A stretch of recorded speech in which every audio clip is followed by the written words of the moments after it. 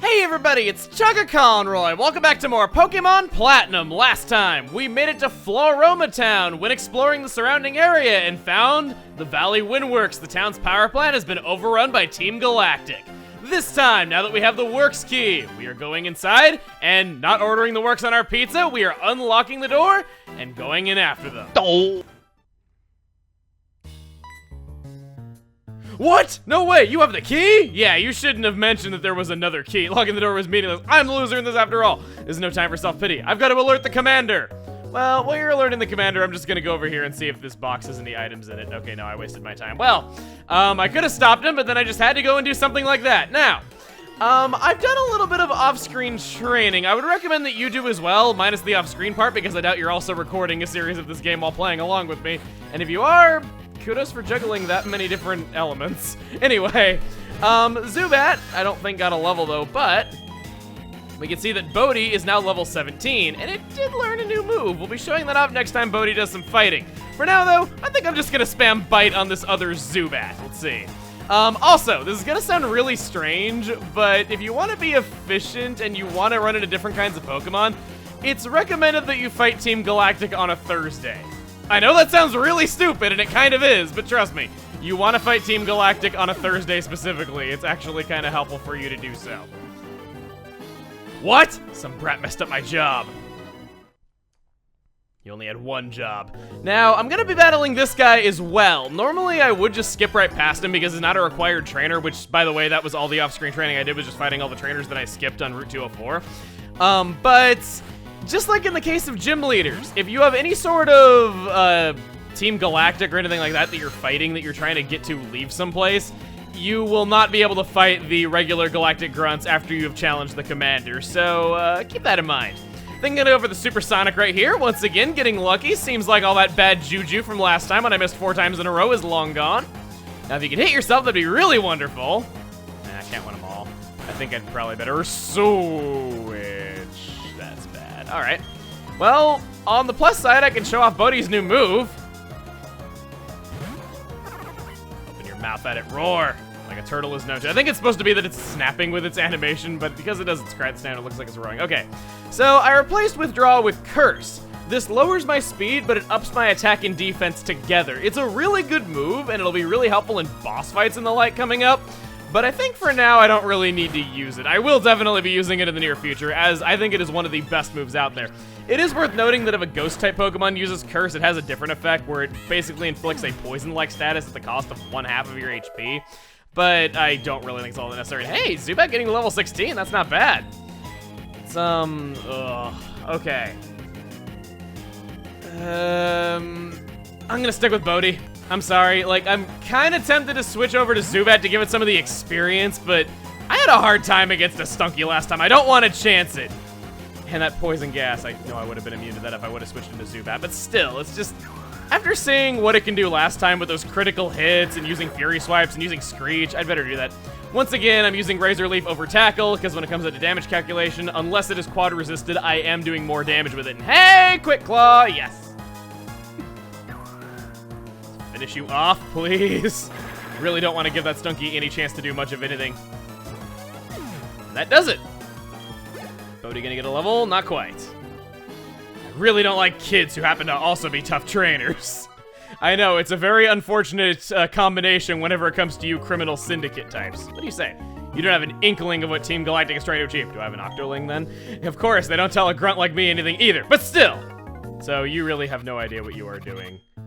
I gotta say, Team Galactic is really funny. I didn't realize it though, but their battle quotes have just been consistently hilarious. It's great.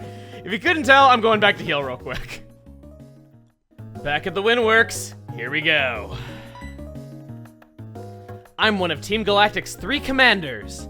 No, wait, that's one of 4 commanders. My name is Mars. We've been trying to create a new world that's better than this one. But people have shown little understanding about what we do. Well, to be fair, even your own grunts don't seem to understand what you're doing, so I think that's kind of on you. You don't understand either, do you? It's a little saddening. So let's have a battle to decide what we should do next. If I win, you leave. If you win, we, Team Galactic, will leave. Well, those are pretty simple terms. Here we go, battling our first of the Galactic Commanders. First of many, if she is to be believed, not even knowing the number herself. She is gonna start out with Zubat, level 15, poison flying type, inner focus for its ability, so no flinching.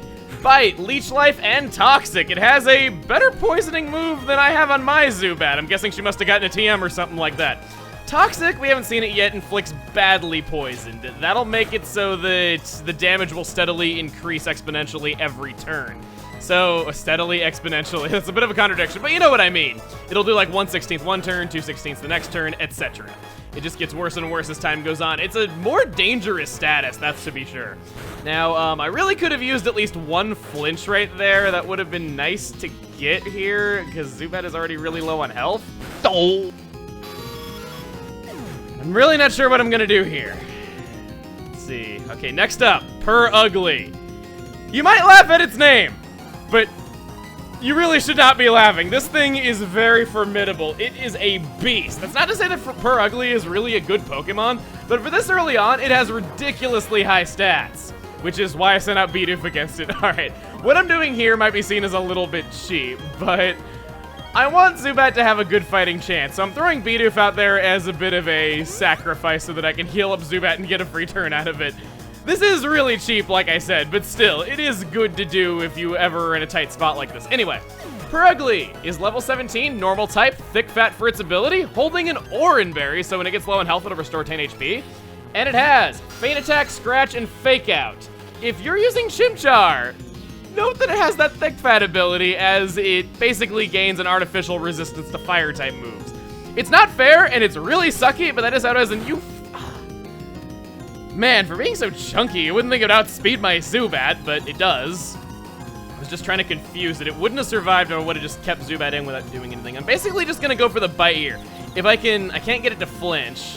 I can get it to hurt itself, even though that, wow, did not do much.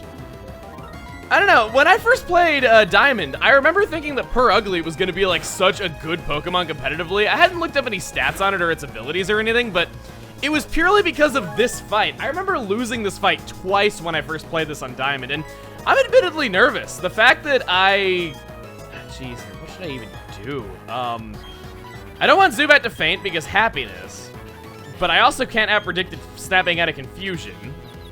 And it goes first, so I can't really rely on the flinch. So, all around, I'm just in a really bad situation here. Yet, do I want to switch to Turtwig is the main thing, because... oh boy. This is... At prediction powers, go! No, didn't get it, damn it.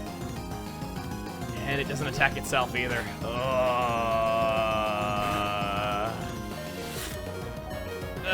No. I got Curse. I could use that. Sighing a lot right now. As much as I want that happiness, I just don't think it's worth it. Yeah, down goes Zubat. Sorry, buddy. Didn't really have much I could do there. Bodhi, it is your time to shine. You are level 17, so you can at least stand toe-to-toe with it on level, even if you can't in terms of evolution. It's gonna be faster than me, no doubt. I'm not confident that my Razor Leaf can beat it in one shot, so I'm gonna go for the Curse right here and up my defense just so I can tank a little bit better. Now, this is risky. If it gets a critical hit, it's gonna ignore the buff to my defense so that I might actually be in trouble if I do that. I'll go for, let's actually try attacking right now. If I beat it right here, I didn't really save myself any turns other than just having the higher defense, but we'll see. We'll see. Come on. Do it, Bodhi. Okay, that went a lot better than I thought it would. 666 experience. That is so fitting for how much trouble that thing gave me in the past. Get to level 18. And wow, a lot of change as well. This can't be. I lost. You talked too fast for me to even see what you're saying. I seriously wasn't even hitting the A button. It just went that fast. Yes! Bodhi is evolving. So exciting though, because Turtwig evolves the latest of any of the Sinnoh starters. If you would have picked Chimchar, it would have evolved first. Piplup, it would have evolved second though, but in this case, no, it evolves really late, and oh, that is so nice. So fitting from that battle too, because that was a tough one. Yeah, I bet you messed that one up. You just made me how much stronger from your defeat? You quite enjoyed it though. My, lose to a child, will you? But no matter, we've collected plenty of electricity. With the power we obtained, we can do something quite spectacular. seems obvious to me, Charon, that the genius even the boss recognizes. Now, Maz, we should be going. Will you shut it? The boss is the only person in the world who's allowed to order me around. You can keep quiet around me. You only just joined us recently. You don't think you're important. I guess it's time to say goodbye and leave for the time being.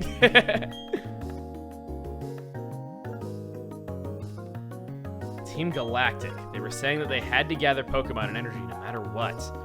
It was for creating a new universe, or so they claimed.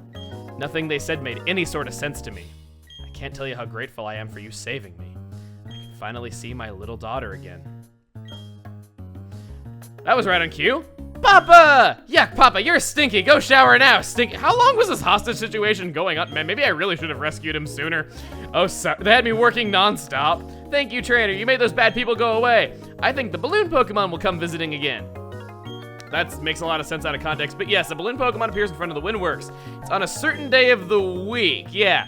It is only on Friday that you can encounter this thing, so that's why I recommended beating Team Galactic on a Thursday. If you beat it on a Friday, it will not spawn in until a week after that point. And oh, looker, you show up right just in time to miss the bad guys once again. Well, I mean, you were early last time, you were late this time, so it balances out. I say that equals 1 capture. I have heard that Team Galactic appeared in this power plant. I have, therefore, come running. So, the Team Galactic, where are they? You have run them off, you say. You are a trainer, but... Very well, I shall go investigate inside. Let's go back in after him just to make sure he's okay.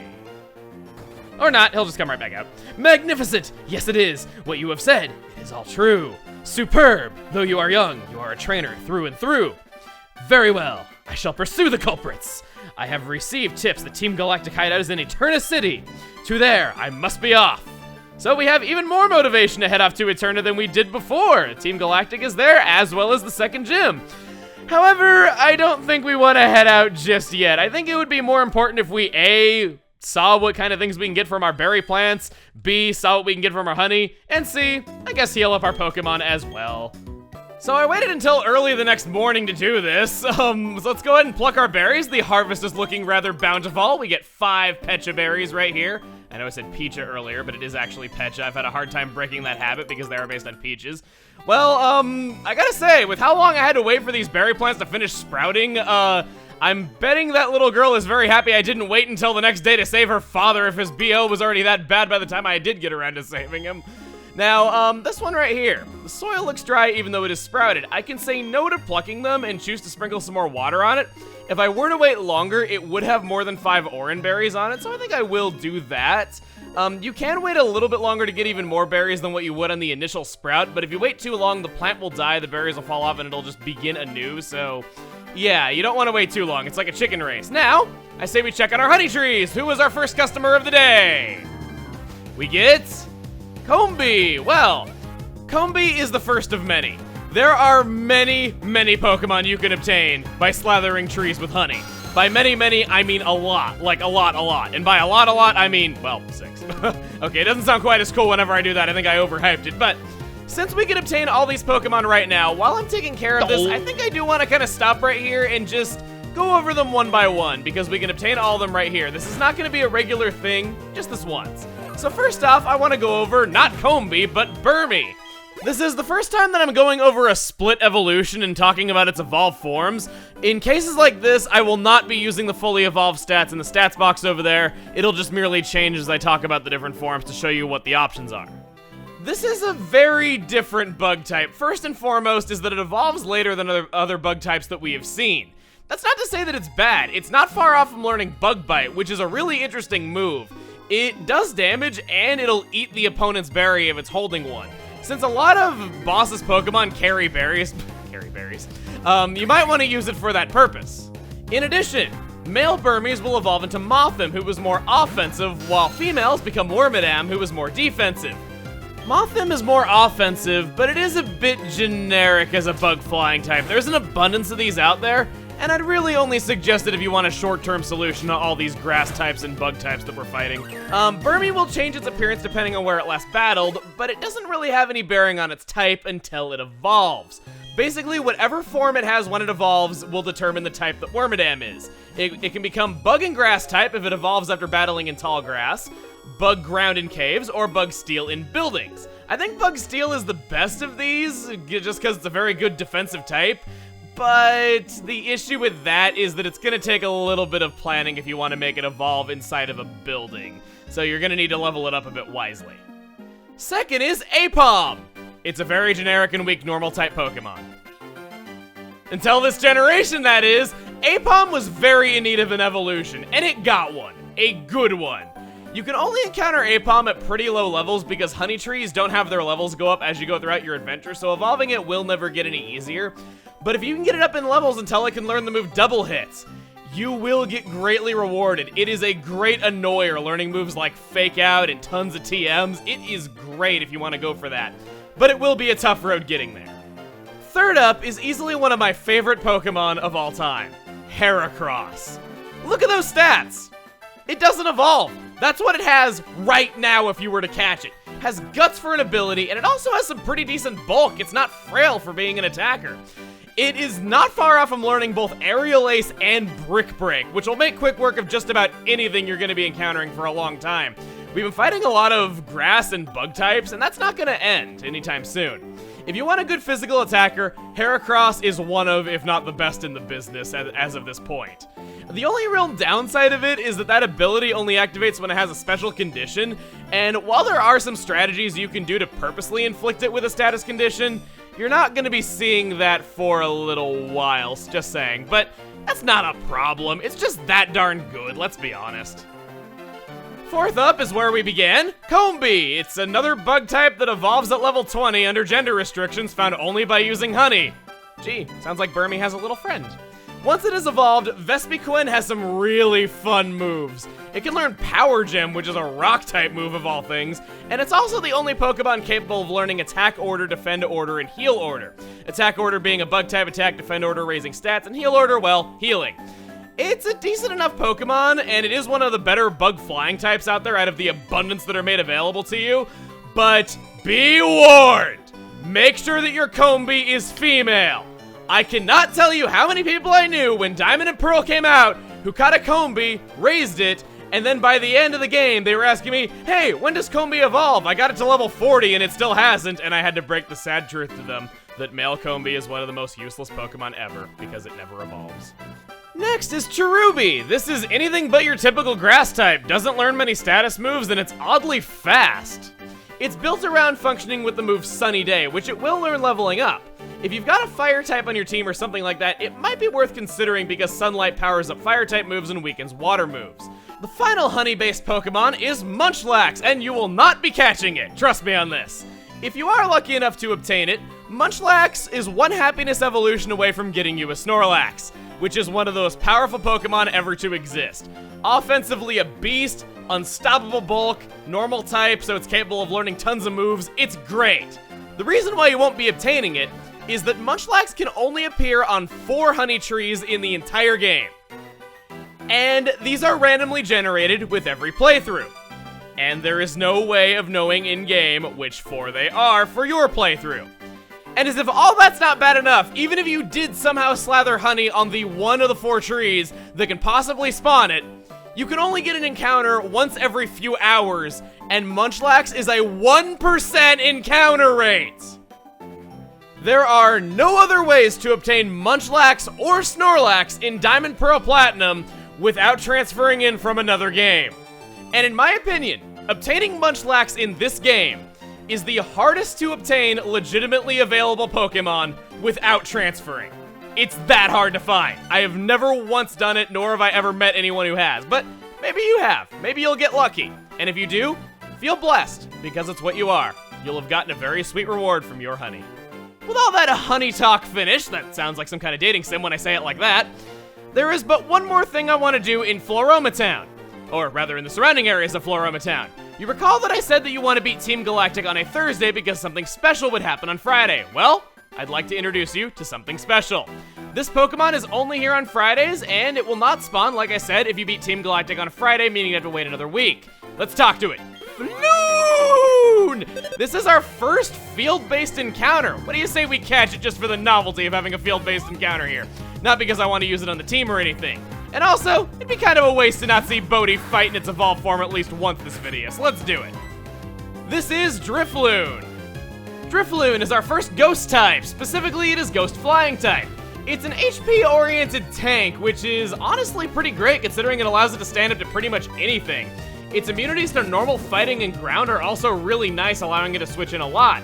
Though, it has a fair number of weaknesses, 5 to be exact, so it might not be the best type in all situations. In Diamond and Pearl, it was level 22 when encountered, which was amazing. It was utterly broken if you could obtain it at this point. It's only level 15 in Platinum, though. It will know Gust when obtained, making it very good at fighting all these grass and bug types that we've been encountering. That's all there is to it, and man, there have been a lot of bios this time around. Not that I'm complaining, I do like explaining things, meaning that I, well, chose the right type of video to make back in my early days, but yeah, it kinda has been a lot around Floroma Town. I'm gonna just try to weaken it a little bit more. This Razor Leaf, even though it resisted, is still gonna do a lot. A little bit worried about a critical hit potentially doing too much. Let's weaken it. It's not red health, but it is pretty low. At Gust, once again, that is very good to have. With all that done, though, it's looking pretty weak. How about we throw a Pokeball and see what we can do? Again, not wanting to use this on my team, I just want the novelty of it, especially because it is kind of on the rare side. Let's see. No. This is probably one of the toughest Pokemon to obtain that we've obtained so far. No, one of the toughest Pokemon we have encountered so far is what I was trying to say. You might want to use a stronger Pokeball on this if you are trying to seriously catch it for your team, so that is another reason why I wanted to point out those other types of Pokeballs, but I personally don't want to do that. 1, 2, 3. Wow, second try. Gotcha. Now here it comes. This is the thing that everyone talks about whenever they mention Drifloon. Looks cute enough, right? It's like a little balloon, and it has like an adorable animation of it like inflating and swaying. Because of the way it floats aimlessly, an old folktale calls it the signpost for wandering spirits. That is a little bit creepy, but the Platinum Pokedex entry is a pansy compared to the other Pokedex entries for Drifloon. With this really cheery upbeat music in the background, I'd like to read some of those for you. This is a balloon Pokemon. It is said that children grab onto it thinking that it is just an ordinary balloon, get entangled in its legs that are string-like, and it carries them off, never to be seen again. So this Pokemon is a kidnapper that disguises itself as a balloon, basically, or rather it just coincidentally looks like one. If that's not creepy enough, in the Japanese Pokedex entries, it does not merely kidnap children, but it takes them to what it calls the land of the dead. It's, no matter which way you look at it, at bare minimum it's a child kidnapper, and at the worst it's a child murderer. It's just, okay, I kind of think that if a kid got this in the real world, they would use it to get revenge on kids they don't like, or rather just to bully other children so they don't have to deal with them anymore or something like that, but apparently they think it's a good idea to let 10-year-olds obtain these things, and, well, I'm in this universe a 10-year-old that obtained this thing. That is every single encounter in the general vicinity of Floroma Town that we could get without going any further. We did a lot this time. We took out Team Galactic, saving the Valley Windworks in Floroma Town.